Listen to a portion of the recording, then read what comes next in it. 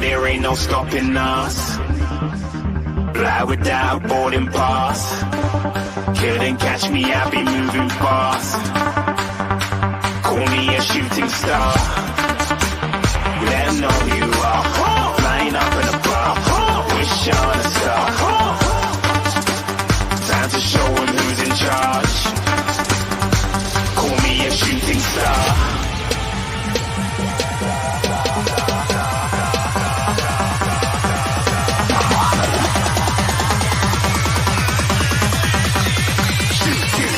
Didn't even get to cross.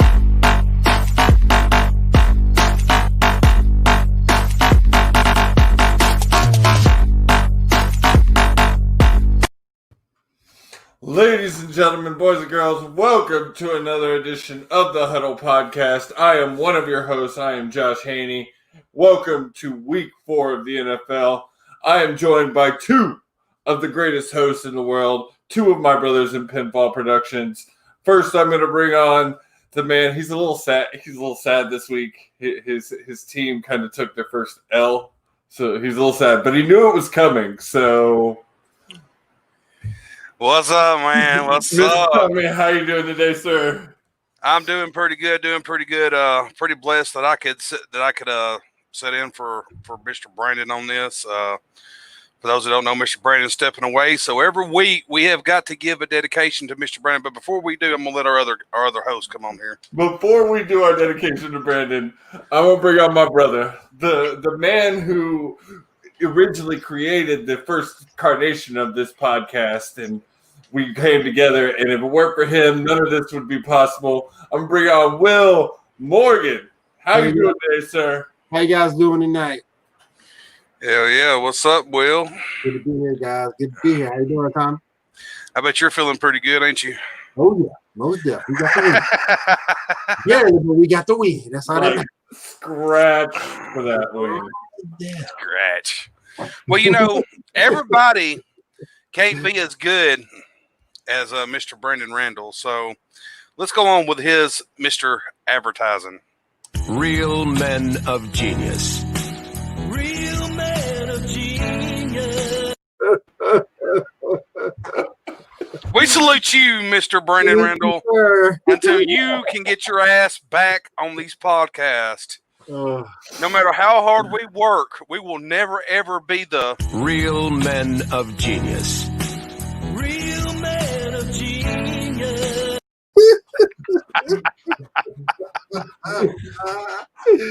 Oh, my goodness. Oh, man, that's going to get so much play. so much. Well, okay, before we dive into all the teams and the games and everything, there is a little bit of breaking news, and I do mean breaking, and for that, we go to the clip. 13. Not going to keep it. Prescott breaks the tackle. He picks up a total of 9 more. Oh, no. Oh, no. You almost got to hope it's a cramp, don't you, if you're a Cowboy fan right there? But, that does not look good. Nope, not a cramp. It's not a cramp. It's not a cramp. Dak Prescott broke his ankle, and no word on anything yet, but you hear from sources that it could be career-ending. They won't know for several months on how it's going to affect his career. What does this say for the Cowboys? Their backup is now Andy Dalton, by the way. I hate the franchise tag.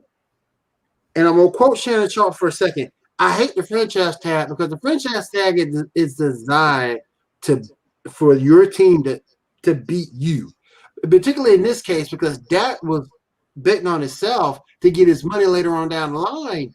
And now, with the injury, 9 times out of 10, and assuming you come back within 4 to 6 months, 9 times out of 10, you're not going to get your money. You're going to have to be perfect on the money the following season, following an injury like that, to get that money. Man, I think there was a difference of a year between 4 to 5 and about $3 million. The Cowboys, I think, offered him 37. He wanted 40. I would have took that 5 out, man. I would have took that 37. I would have took that 37 million. I would have took that 37 million. Because when you play in the NFL, you just don't know when injuries can creep up. And I know it wasn't intentional on the Giants. I think it was Logan Ryan, if memory serves, who made that tackle. But I could be wrong. But I don't think it was anything intentional. Good tackle. His ankle just got caught and buckled and broke. And I feel sorry for Dak, man. Particularly everything that Dak's been going through. Lost his brother. I think his mom passed away. I just feel for him, man, and hope that comes back. In the meanwhile, you do have Andy Dalton, and he did lead the Bengals to the playoffs, so he's capable. He can't run for nothing, but he can move around in the pocket long enough to get to his weapons, and you'll probably see more Zeke come into play. So, yeah, Dallas may be all right, but I just hate that for Dak. I just hate it. Yeah, I hate seeing anyone get injured. I've never been a Dak fan, but never thought he was worth the money that he was trying to get. But I hate that that ended up happening to him. As far as Andy Dalton goes, I'm gonna be real here. I don't think they're in any worse shape than they was with him, with Prescott. I'll just be honest with you. They can be still a playoff contender, possibly. Still kind of rolling there in that wild card situation, maybe. Mm-hmm. I think they're still fine. If you're a Cowboy fan, I wouldn't push the panic button just yet. Kind of see what Andy Dalton can do, but what weapons the Cowboys do have. So he should be fine, man. Remember one thing too. That division is terrible.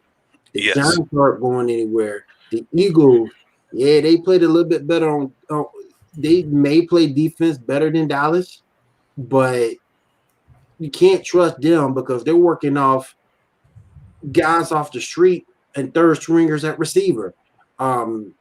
So in the Washington football team, it's just the Washington football team. You can be 7-9 and win that division. Yeah. So I think it's basically it's going to be a 7-9 team that wins that division. Like, it's basically a foregone conclusion at this point that it's going to happen. Mm-hmm. They got Arizona. Dallas got Arizona this week, and I think they got if memory serves, they got the Steelers and the Packers on the schedule. So yeah, they might win it at 7-9. All right, let's go ahead and probably jump into some scores. Just while ago, the game finished. You had the Bills and the Titans. The Titans win 42-16, giving the Bills their first loss on the season. Derrick Henry was 19 carries for 57 yards for 2 touchdowns. Josh Allen at Buffalo threw for 26 for 41, 263 yards with 2 touchdowns. You had Diggs, who had 10 receptions for 106 yards. That hurts Buffalo. I really thought Buffalo was going to get that one done, but Derrick Henry is a beast, man. Dude, man, he made that full-grown man look like a friggin' child. I seen the stiff arm, man. I seen the stiff arm. It was ugly. Knocked him into another dimension, is what they were saying with that stiff arm. Like a portal could have popped up and he'd have fallen straight through it perfectly. And don't forget, too, they're getting healthy at the right time. They got A.J. Brown back. He scored a touchdown tonight. Juju Smith got 2 touchdowns from the tight end slot. Derrick Henry's just beasting right now. And Tannehill is playing out of his mind. Okay, Tannehill has the chip on his shoulder that I said could probably happen. Everybody gives Tannehill shit, but I saw it in Jacksonville. He has the potential to be a good quarterback if coached correctly, if put into stupid positions which the coaching staff at Jacksonville, no matter who it is, has tendency to do that. Kind of goes in the AFC South as a whole, except for Tennessee at the moment. And he's playing with this gigantic chip to show, no, I wasn't the problem. The team was the problem. Let me show you. And now you just said Derrick Henry is just beasted. Derrick Henry's been beasted since the playoffs last year. Mm. Like, he's been unstoppable since last year. And it's showing no signs of slowing down at this point. I'm telling you, as much as it pains me, Tennessee, good shot. And it hurts me because that is my division. And they're getting to the point now, you have to be very careful because they're still seeing 7-man fronts to try to stop Derrick Henry. And Tannehill's just doing his thing. 3 touchdowns tonight, another one on the ground. He's doing it, man. And that's a decent defense. They, low-key, they might be able to make some more noise again like they did last year. Yeah, very true. Next up, we have the Tampa Bay Buccaneers versus the Chicago Bears. The Chicago Bears are 4-1. They get it done against the Bucs, 20-19. Tom Brady, 25 for 41, 253 yards, and 1 touchdown. Allen Robertson, he had 10 receptions for 90 yards. Is this a shocker? Is Tom Brady really starting to prove that he was not really the GOAT? It was where he was playing and who he was playing for. And down goes Brady. Down goes Brady. I understand that defense he was playing is no slouch. Khalil Mack is no joke. He can come up and get you at any time. Akeem Hicks is a good player. That defensive front can play. That defensive front can give you fits. And that's what happened here, I think. They had Tom. I swear that man was concussed.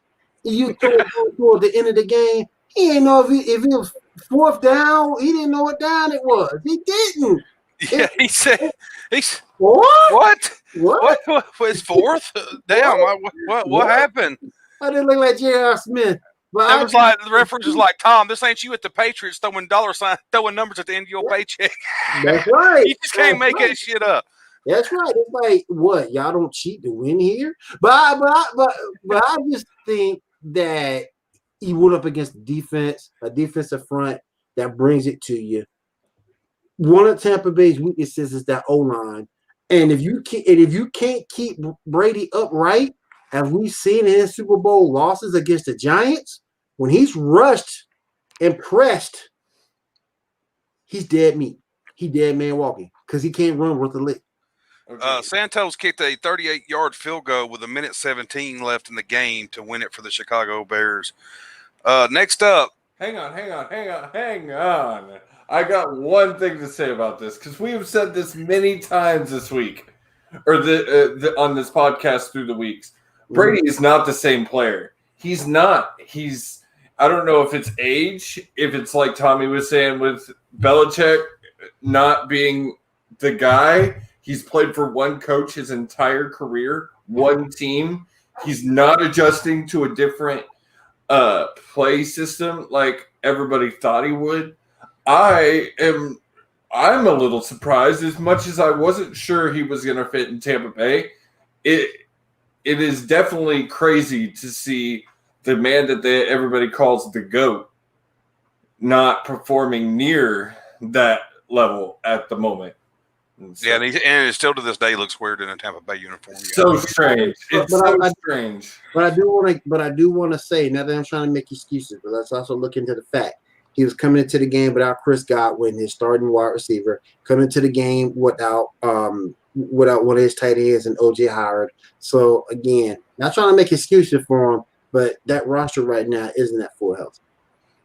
Next up, the Carolina Panthers versus the Atlanta Falcons. Carolina gets the win, 23-16. In this game, you had Teddy Bridgewater, 27 for 37, 313 yards with 2 touchdowns. Todd Gurley with 14 carries, 121 yards with 1 touchdown. Falcons lose again, guys. I mean, on this one, like, I want to say just how awesome North Carolina was in this game, and they did look great. Bridgewater had a good game. But truly, I'm sorry. Like, Atlanta is just straight up garbage. At least in their first 2 games, they were keeping it close, and they lost in the last seconds. Now, these are just blowouts. And it's not like they're playing just elite level teams. North Carolina, even though they're good, they're not elite level. They're probably in the second tier of the NFL right now, just because they've got a young quarterback, a young team at whole, a new coach for the first time this season. So they're still working things out. But like the Atlanta, it's almost to a point, man, where they're almost cursed. Like they just have no get right. No get right. We called it last week when we talked about them. Quinn was on a hot seat. Quinn is now gone. Oh, yeah. Dimitrov is gone. So now we'll see what happens when they get a new coaching staff, maybe a new type of identity. But again, keep in mind, too, they did not have Julio Jones in this game. And Julio is a big part of what they do there. So just keep that in mind, too. But that defense is terrible. That defense can't stop the 3 of us from doing anything we want to do on them. So, Quinn was probably broke the record for quickest firing after a game because the announcement of his firing came out probably less than 30 minutes after the game ended. Yes, sir. True. That now puts the Falcons 0-3 at home and 0-5 overall. That's just pathetic. Before we go on to this next game, let's go ahead and take a small commercial break. If you love football, Pinfall has you covered, not only with the NFL, we also have you covered with NCAA. You can catch it every Saturday at 9 a.m. Central Time. We bring it to you, top 25 and more in the NCAA as far as, and also history and a couple other things. Me and Mr. Justin, the new member here at Pinfall, has decided to join me every Saturday morning. So kick back, grab a drink, check this out. Well,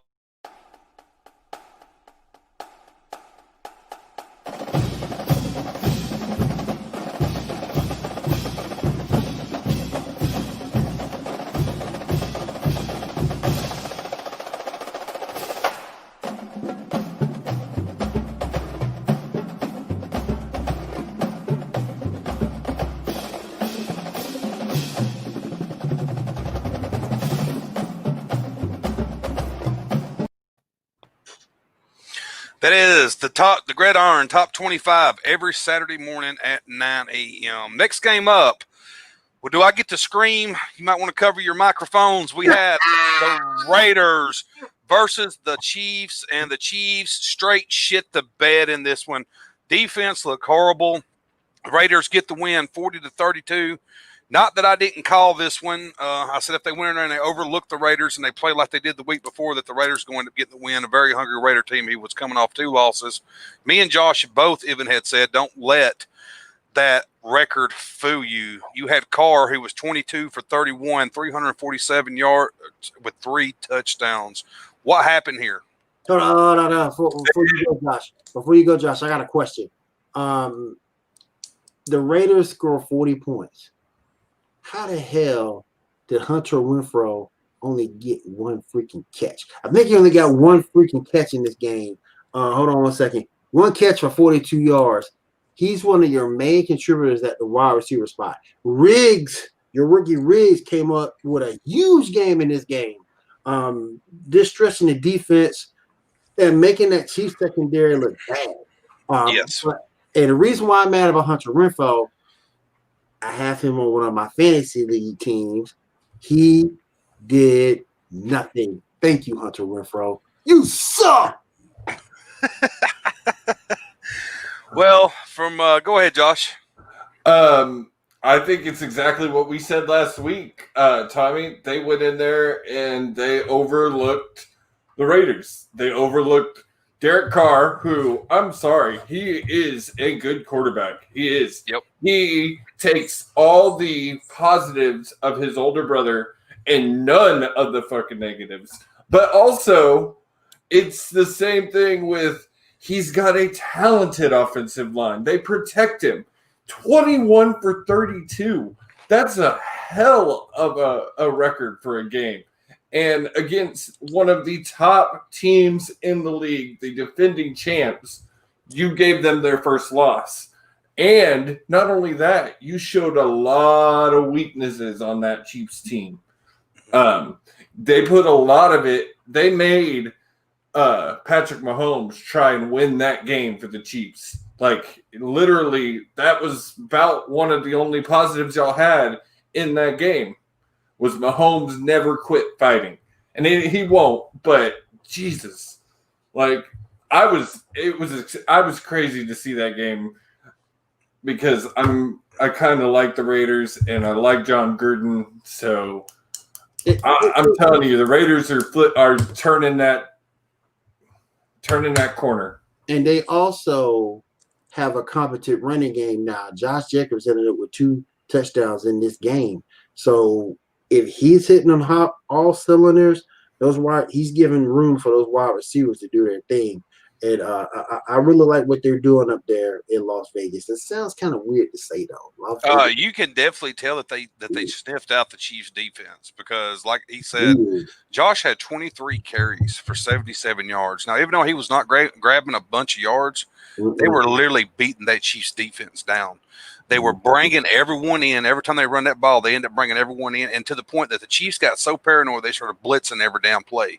Yep. Well, when you blitz every damn play and you bring everyone in and you got someone like Carr, as Josh has mentioned, who has a fucking cannon of an arm, he burnt the Chiefs' defense up deep a lot. Yep. And then they never would lay back. I don't know if they thought that big run was coming or what, but they just kept on blitzing, and it never, ever worked.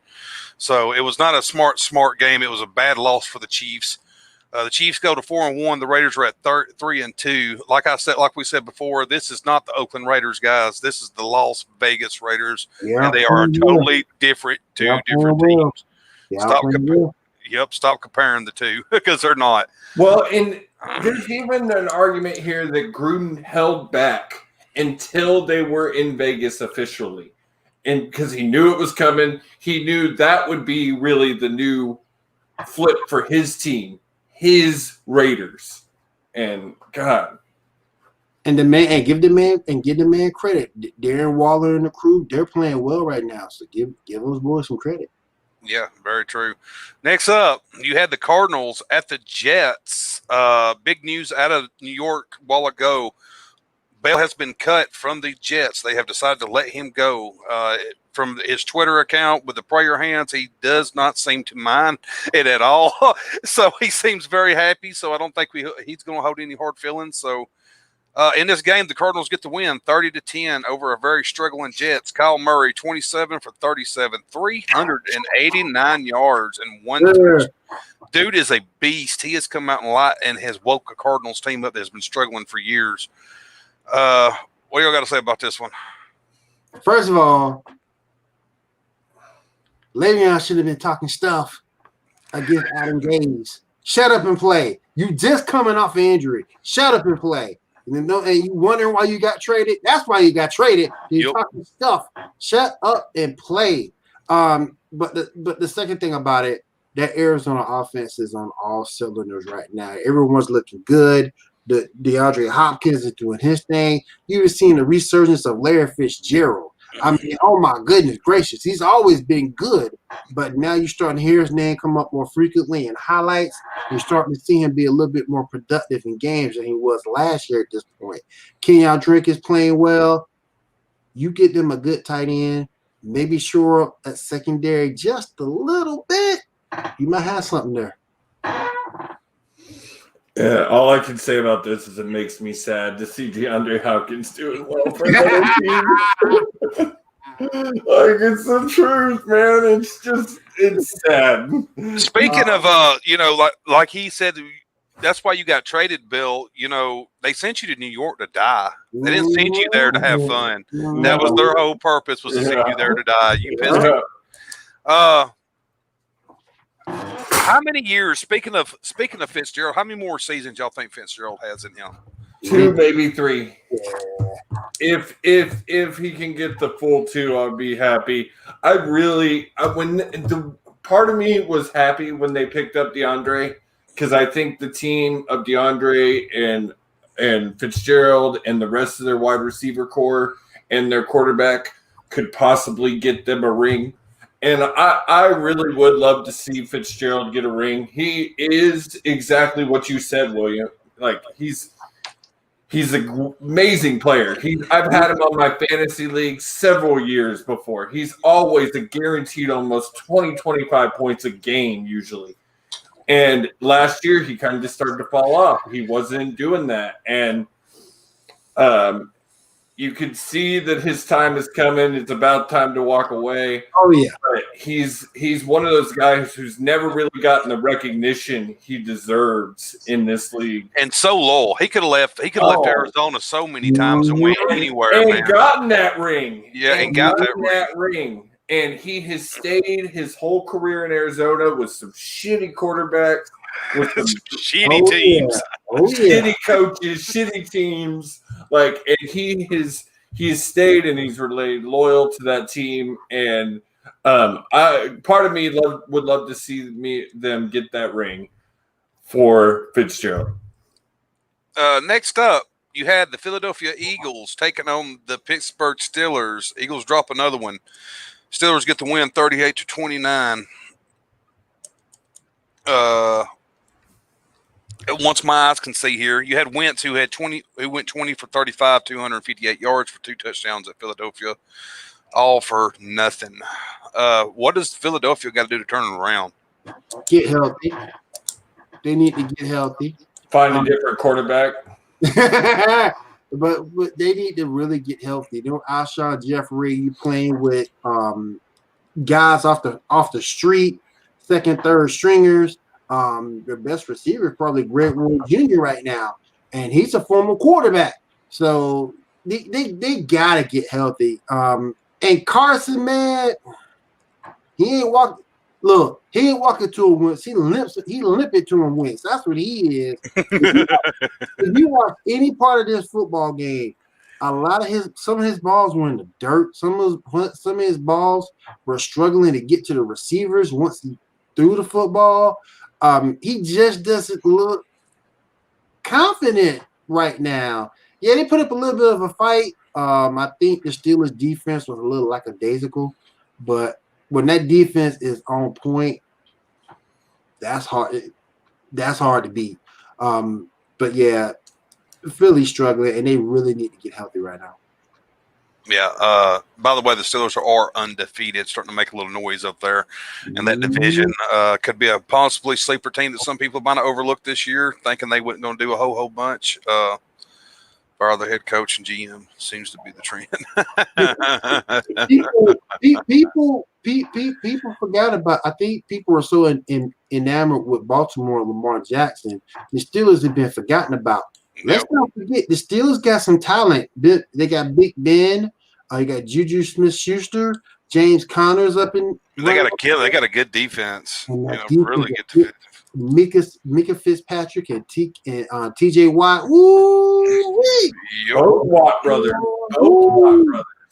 Yeah.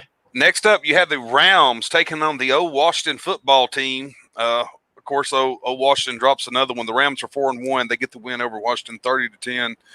Golf, who went 20. Was that 21? Yeah, 21 for 30, 309 yards, 2 touchdowns. Is the Rams going to make some noise in the playoffs? I think they might. I'm telling you, Jared Goff is looking good. The Rams, they had a shot last year. They looked really good all the way up into the championship, and then they just couldn't get it done against a really good KC team. They could have a chance of going into the playoffs. You just never know with this Rams team what team you're going to get in the playoffs. And that division is so helter-skelter. Yeah. You got the Seahawks. You got the Seahawks doing amazingly well. You got Arizona that can beat you at any moment. You got the Rams who's playing well right now. San Francisco is a little bit down, but they've been ravaged by injury. But if they come back healthy, they can assume the class of to be the class. I saw a thing the other day that said San Francisco is the worst team in the AFC. Goodness. But understand though, go back and look at a couple weeks ago when they lost everybody. Until they get a better name.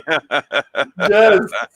Well, you know, they had one, but it was already taken, and the dude who owns it would not sell it. I kind of like the what are some of the better we'll talk about this for 5 seconds. What are some of the better names that y'all have heard? I kind of thought that I didn't have no problem with them maybe going with the Washington Warriors or the Washington Generals, one of those two. There was one, I can't even remember the name of it. I'm trying to think. I think it was the Airmen.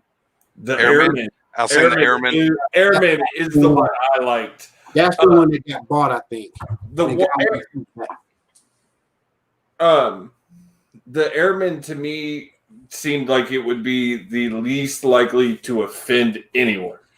Right. That's just what you need to try and do with the name.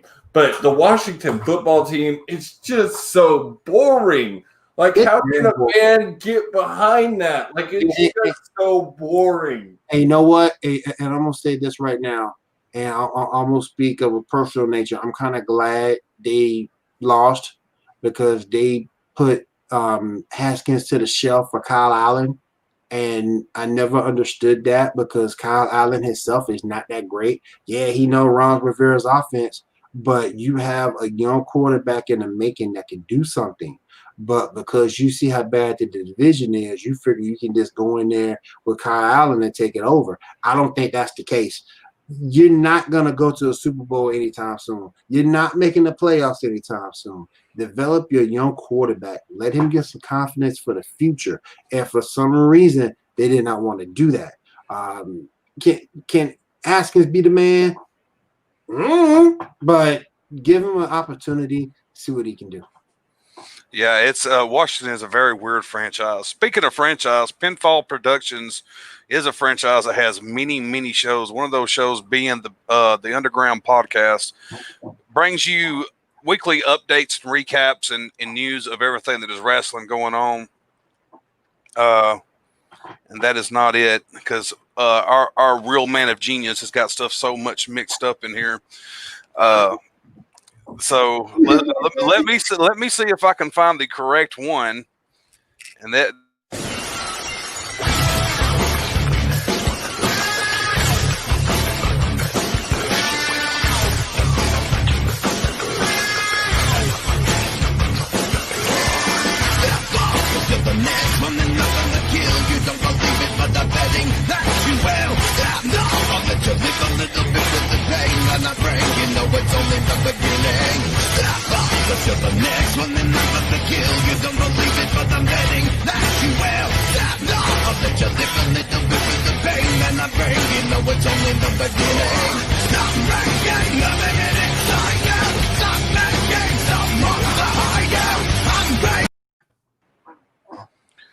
As you see in there, you can join all the Total Nonstop franchise over there. That is all here, all because of Pinfall Productions.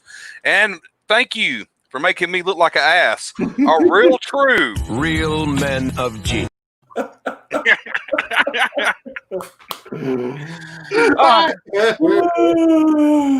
I do agree with you, though, Tommy. We do got to get these clips better organized. Yeah, they are really all over the place. We'll move it along to the next game. You got the Bengals versus the Ravens. Probably no shocker here. The Ravens get it done, 27-3 over the Bengals. That puts the Bengals at 1-3. No matter how much denial that this man wants to live in about the Bengals, real men of genius. They are still 1-3 and looking to somehow get themselves together. The Ravens, like we said, get the win. Joe Burrow went 19 for 30, 183 yards. Is it just because he just don't have enough talent there yet, him being his first year? Maybe that is. Wouldn't y'all agree that's probably the Bengals' problem right now? At this point, it's just him. He's got no targets, no real offensive line. The defense can't really do anything either. It's just him. He has some talent there, I think, with Boyd and Joe Mixon. I think he does have some talent there. I think the problem was in this game, he placed that very good Baltimore Ravens defense. Oh my goodness. And that's not a defense you want a rookie quarterback going up against on a consistent basis. But I think they do have some talent there in Boyd and Mixon and Ross. But for the most part, that's a young football team, and it's going to take a minute for them to grow and get into their groove. Yeah, you had Brown also at Baltimore who had 6 receptions for 77 yards and 1 touchdown. You had Joe Mixon who at Cincinnati who had 24 carries for 59 yards. It's not like they really need to get that running game together, and that might help Joe Burrow out some over there. He can't throw it every damn time, so. Next up, you had the Jaguars at the Texans. I'll let Mr. Josh take this one. I finally get to say it for the first time this season. Who dat? Who dat? Woo! They get the wrong saying with the wrong team, sir. No, bro, you don't know in Houston. It is that just how it is in my name. HOU dat. We stole it from you. I'll admit it 100%. But it's definitely there. No, we got our first win, and all it took is. Hey, Josh, didn't y'all steal the Houston Oilers also? No, you got you, man. And then they left, and we can't even get our history back from Tennessee. Yeah. Nope. They wasn't there once. They was there twice. How do you lose a franchise twice? Twice. Not once. Twice. Franchise. Go ahead, brother. I'm just messing with you.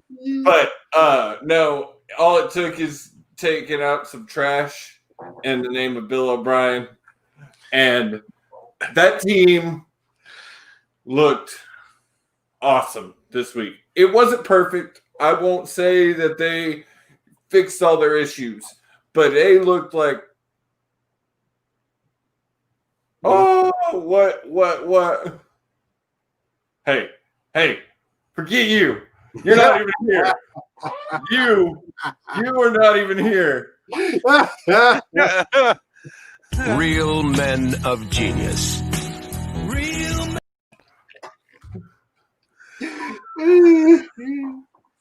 I will block you from the comments. Point out Mr. Jackson's comment there. The Jaguars are 1-4 and 0-3 at home. Yeah, I mean it wasn't a great win. The Jaguars, I will say this: the Jaguars had their shots and they missed them. Huska missed 2 kicks. The first one 23 yards. The second one 48 yards, but he missed them both. So they just couldn't get it done when they had their shots to get it done. What I will say is I saw a team that was out there having fun on offense, on defense, on special teams, everything from the quarterback to the defensive line. Everybody looked like they were back out there having a good time. It was nice to see other coaches being highlighted on the Houston Texans sidelines. I think I saw them highlight the offensive coordinator more than they did Romeo Crennel, who, by the way, is now not only the oldest man to coach in the NFL, but the oldest winning coach in the NFL. Mm-hmm. So, I mean, he won't be there, and they were talking about it the whole game, all the prospects that the Texans could look at. Josh McDaniels came up. It does sound like Crennel will probably get the team through the season. They're not going to make any changes because they really can't interview and do anything until then. And the owner has made a comment that he wants to hire a GM before a head coach. So it's going to be a while till we get a real head coach in the position. But if in this division, in the way that it is this season with the wild card spots they added, if the Texans could get their shit together, they could be the Chargers from 13 that went 0-4 and then ended up running through the playoffs. So there's a chance. I mean, I won't get my hopes up because Houston teams tend to disappoint me unless it's that one with a ring right there. So they have a tendency to disappoint. But victory! This turns down or mutes a decent performance from Gardner Minshew. I think he had over 300 yards passing and 2 touchdowns. So that kind of squashes him a little bit. They're 1-5 when he throws for over 300 yards. 1-5. That tells you that is a boy trying his hardest to take a shitty team and get them to a win and not succeeding. Yep.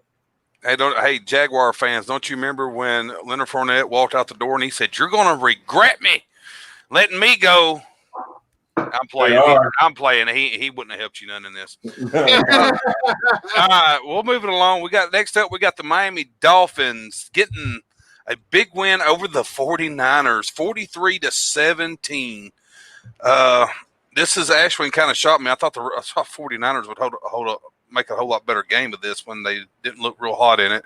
You had Fitzgerald, who was 22 for 28, 350 yards, 3 touchdowns by Miami. Is this because Tula was knocking on the door? Did that wake Fitzpatrick up just a little bit? I think so. I know Miami fans I got a few of them that's on my page, and they've been calling for Tula for 2 weeks. Mm-hmm. So when you get that guy to come in there and light a fire under your butt, that's something that you can. That's something that you have to do. That's something that you have to go in there and prove that, hey, I'm still worthy of being in this spot.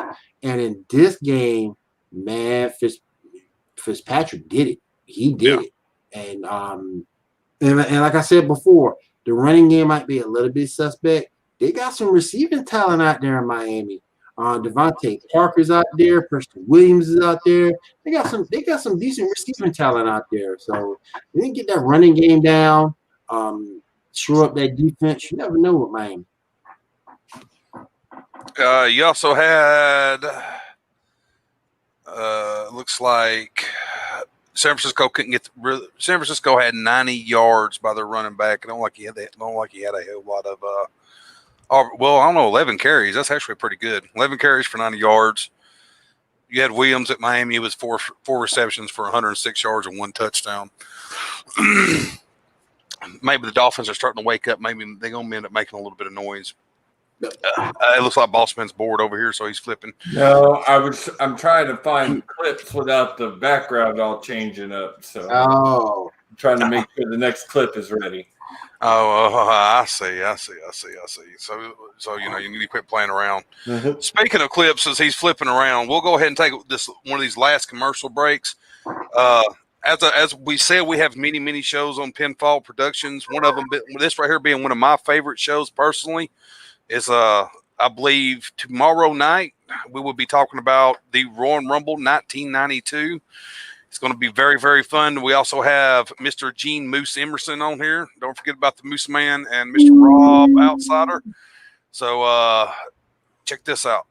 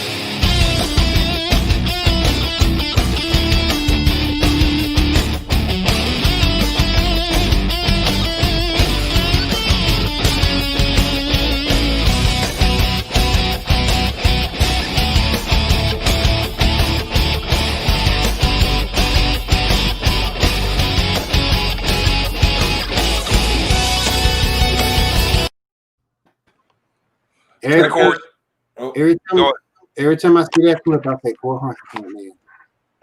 Yeah. And of course, like I said, none of this, including total nonstop or none of this would not be possible without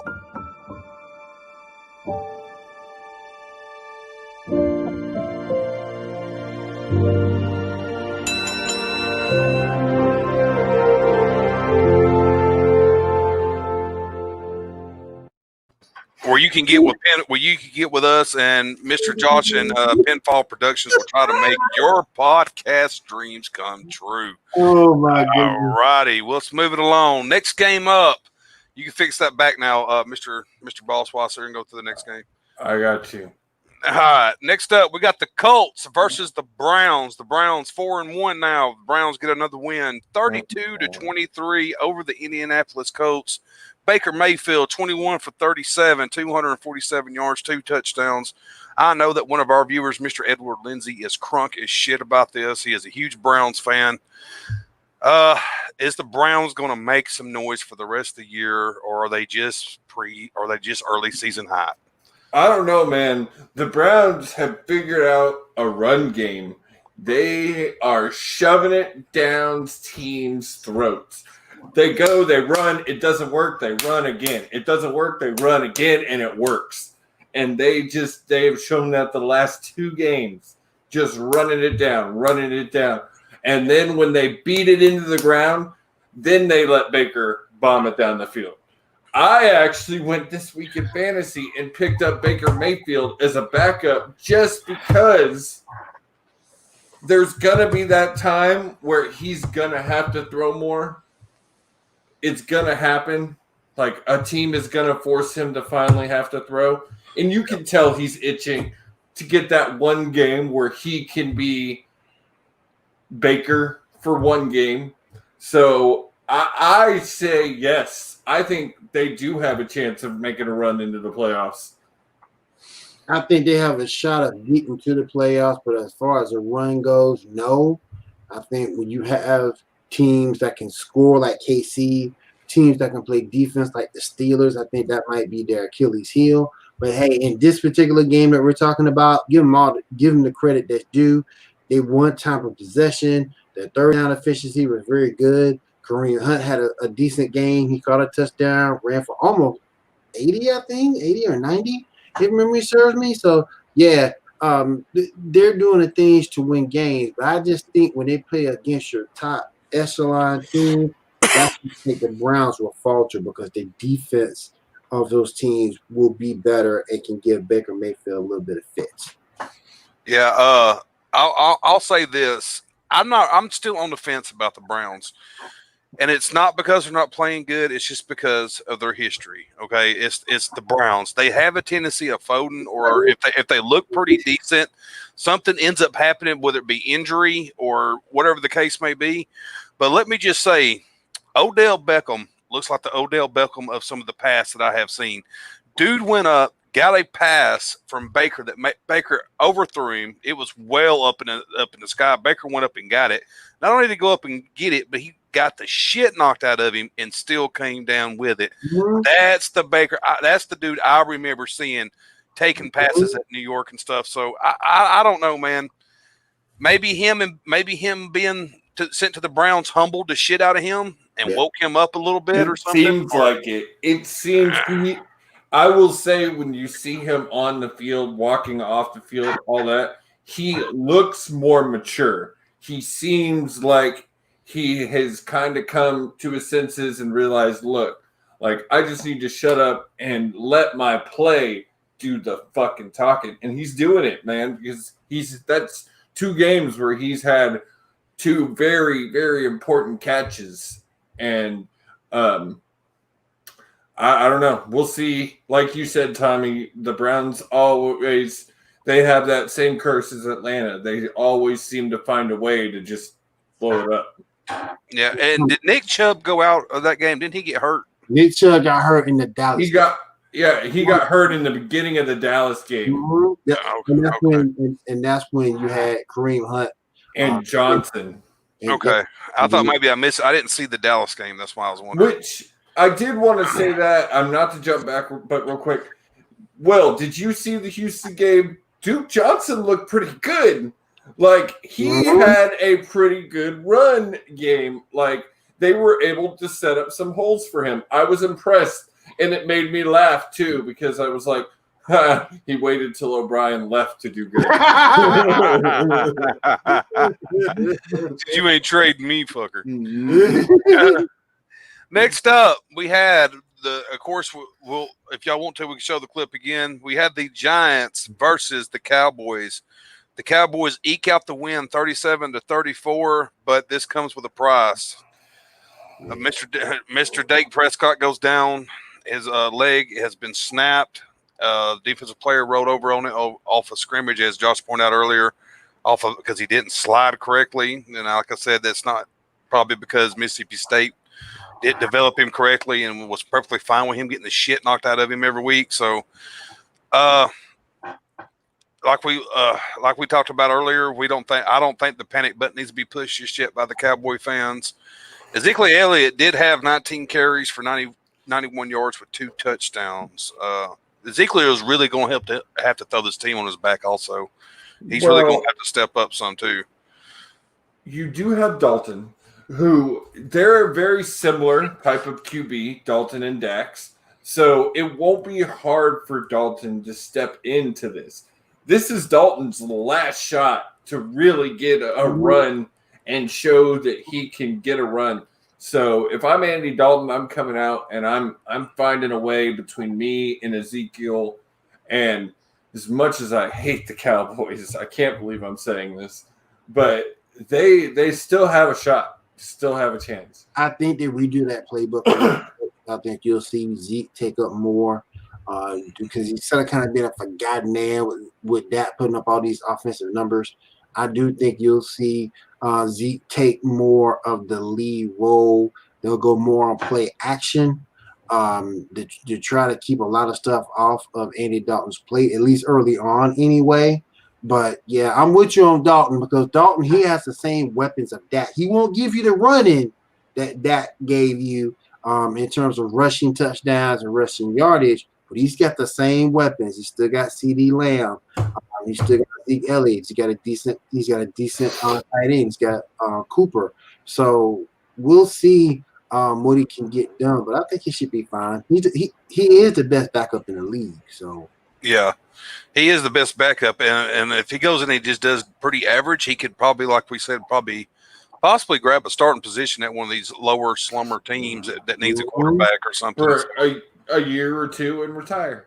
Yeah, a year or two and retire. Let's not forget also in this game, the Giants did come up short, but you had Daniel Jones, who were 20 for 33, 222 yards in that game for the New York Giants, who looked like he's looking like a decent quarterback. So it's not his fault that he's at such a shitty team. Well, the Giants are pretty crappy. Next up, you got the Vikings taking on the Seahawks. This was a pretty interesting game. Didn't go exactly the way I thought it would go. The Seahawks barely eke it out, 27-26. Josh is completely cursed Russell Wilson with all the Super Bowl Wilson talk. Wilson looked flat in this game. Seattle didn't look real great. Kirk Cousins was 27 for 39, 249 yards with 2 touchdowns. What happened? I think every team has a bad game. I think every quarterback's going to have a bad game. I think that's kind of what it was. They got lucky that they were able to ink it out and keep their perfect record. I still say Russell is still showing like one of his best seasons since his Super Bowl season. So I'm not hitting the panic button on this team. I think they get it together this week. The Vikings are a good team. Kirk Cousins is one of those QBs that he's a good quarterback that just can't get that big one. To me, he's a little inconsistent. He'll have those great games like this, but then he'll come out, man, and next thing you know, he's throwing 13 for 42 or some bullshit or something. It's just. And DK Metcalf for the Seahawks is just becoming a beast. Oh my goodness gracious! Yes. 2 touchdowns yesterday. He's getting there, fellas. He's a young, but he's getting there.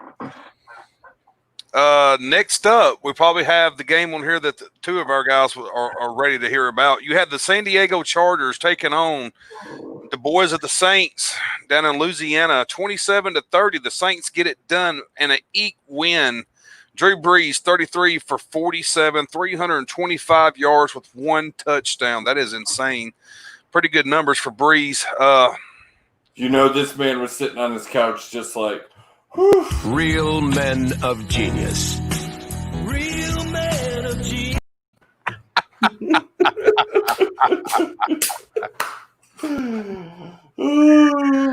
It was a close one. The Chargers were ahead 14-7 in the second, and then the Saints slowly started coming back with that Drew Brees offense.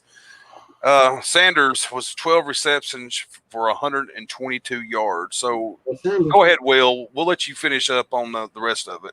Emmanuel Sanders had a great game. Jared Cook got involved. Kamara made a hell of a catch going down in crunch time. This team is still missing Michael Thomas. This team is still having some defensive issues. Patrick Robinson. I'm not a guy who's one for saying someone should lose their job, but after give up that 63-yard touchdown last night on 3rd and 10, had them right where you want them, and then that puts you up 27-23. Yeah, they're gonna have to be some changes made. We got some penalties, some bad penalties on the defensive side of the football, but we eked out the win. And it's just good to see that they're winning tough football games, because when you win tough football games like this, it builds your team's character. And just to let everybody in TV land know, that Chargers defense is no slouch. They got a very good front seven that can get to a quarterback. You saw some of that last night when Drew Brees had to move throughout the pocket to get some of those throws off. So shout out to the Saints. And Justin Herbert, I'm liking that kid more and more every year. Me too. And I think the Chargers are one of those teams. They're 1-4 and 1-2 away. But I'm here to tell you, San Diego, that record is a lie. Don't let that record fool you. Yeah.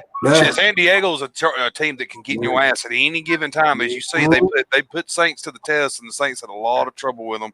They did the same thing with KC. Yeah, did the same thing with KC. Justin Dunner, that quarterback, he's going to get him some wins at the Chargers. They got 1 or 2. Let him develop a little bit more, and they get 1 or 2 pieces at the Chargers. They're Super Bowl contenders in my eyes. Next season or the season after. Yeah, you got to give them a couple of years for sure. Let that quarterback develop and stuff like that. So, of course, I aggravated Brandon in the chat room about that game half the night. Just to get underneath his skin, because since his LSU Bayou boys went down to Missouri, and I picked it this week. So God, that was such a bad game for LSU. Yes, it was. Well, you know what time it is?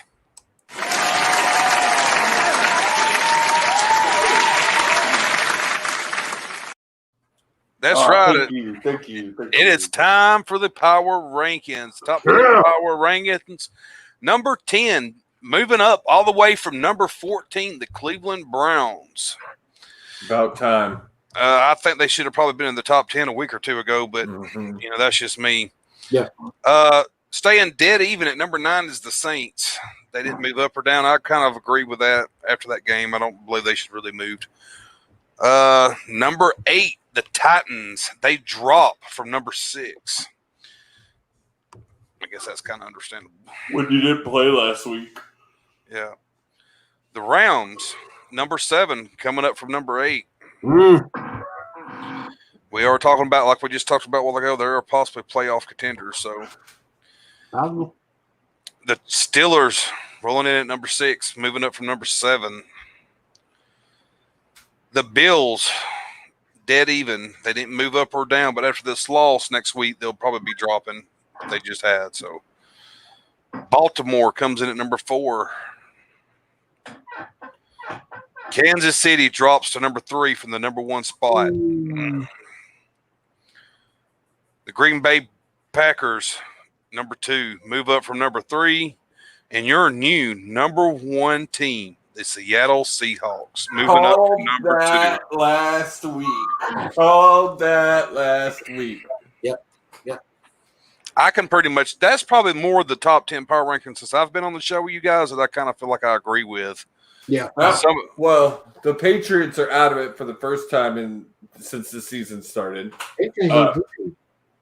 Yeah, no, they didn't play, but I mean, but they were still in it up until last week. Right, so I agree with you. The only one I would have still argued with is Browns could have probably still been ranked better, but I agree too. They should have been on it a week or 2 ago. Yeah, and like the Bills will probably drop down. I figure probably to like 8th or something after this loss right here. Well, time for a new segment that we just added to the show tonight.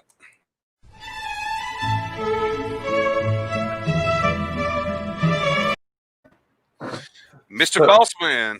So this week in football history, and actually NFL history, was the first game ever played in the NFL. It was played in Chicago, and it was a 0-0 game. And I'm trying to pull up the exact stat, and my computer is not working with me. That is my luck. But no, here it is. Nope, it's gone. Oh, Phoenix Cardinals then in Chicago play first NFL game, a 0-0 tie. And then on the 17th, the Chicago Bears play as Decatur Stanleys and play in the first NFL game with a win, the 7-0. So, 1920. Damn. That was back when they used to knock the shit out of each other and they didn't pass the ball.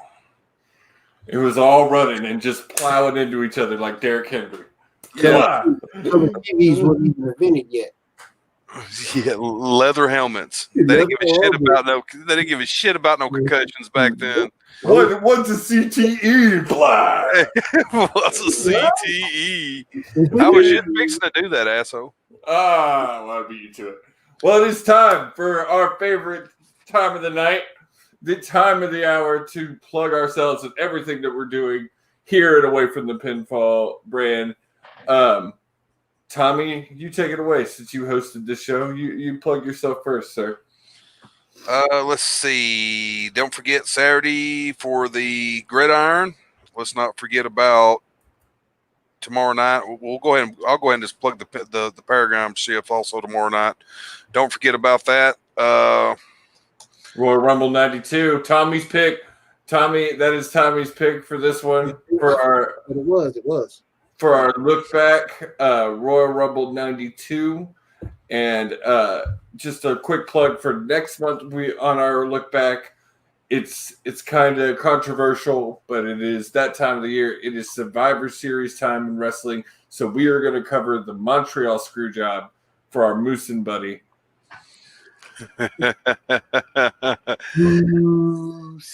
And like I said, I think Brandon was finishing it up the Royal Rumble a while ago, but I watched it. I rewatched it. I've probably seen it 100 times when I was a kid. Rewatched it. It is pretty interesting. Had parts in it I had forgot about. Guys I had forgot about. And then you can check also Mr. Tommy out on the Total Nonstop podcast, airing on Thursday nights, the recap for all the wrestling shows around. And you can catch Mr. Will and the Geek Gauntlet on Saturday evenings. Come run the gauntlet with him and Shaw and Gene, his newest host. And then, as he said, you can catch me and Will and Tommy and Gene and Rob on Wednesdays at the Paradigm Shift. And there are tons of more things coming to Pinfall Production shows. Maybe some surprise things. Wink, wink, nudge, nudge, Tommy. Lots of things happening. Please stay tuned. Check us out on YouTube at Total Nonstop YouTube, Total Nonstop Collecting YouTube, at Pinfall Productions YouTube. Check us out on Facebook. Go give us 5 stars on Apple Podcasts under Pinfall Productions. And as Will likes to say, hashtag building fun, baby. Hashtag building fun, baby. Get to the fun. Make Paradigm Shift better. Real Yeah. quick though, Go ahead. I do want to plug one thing. GAN_gaming every Sunday at 10 p.m. Eastern. I'll be gaming something. I don't know what it's gonna be most of the time to that night. If I know it, I'll announce it. Last game of stream, I played Among Us with my kids. That was interesting. But this week I don't know what I'm gonna do quite yet, but I will be on there streaming as I do every Sunday at 10 p.m. Eastern. Don't forget about the free giveaway. We need Yeah. members. We need members to do a giveaway. So we are officially at 92 members on the Pinfall Productions group. We need that number to be 150. When it hits 150, we are going to give away a custom Pinfall Productions t-shirt. It is in the works. Mr. Tommy is working hard at getting this shirt designed. So get us to 150 and make him work faster. Yeah, exactly. And don't forget now, all these shows has all your favorite hosts on it. Me, Josh, Will, and in spirit. Real men of genius. Real man of genius. He will I be love there. it. He will be there every week in spirit on every show. I love it because it pops up. Real men of genius. Real man of genius.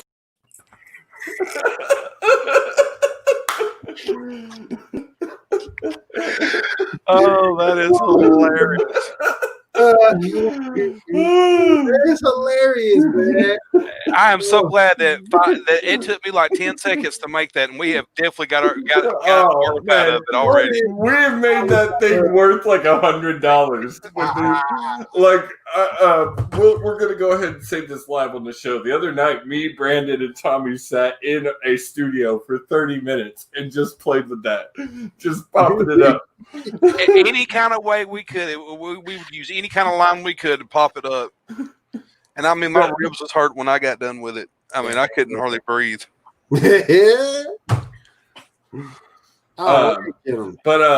Great show, boys. Another good week in the NFL. Join us next week as we dive into week 5. And next week will be a little bit special because we're kind of start going into the mid of the season and discussing who we're seeing is going to be in playoff potential, who's already done and not having a chance. But this season's weird. You're going to see, like we said, the Texans at 1-4 could still do something in their division. The Dallas Cowboys could easily still do something in their division. So it's a weird season. But please join us next week. Join us tomorrow on the Paradigm Shift. Go follow and subscribe on Pinfall Productions. We love y'all. Thank y'all for joining us tonight.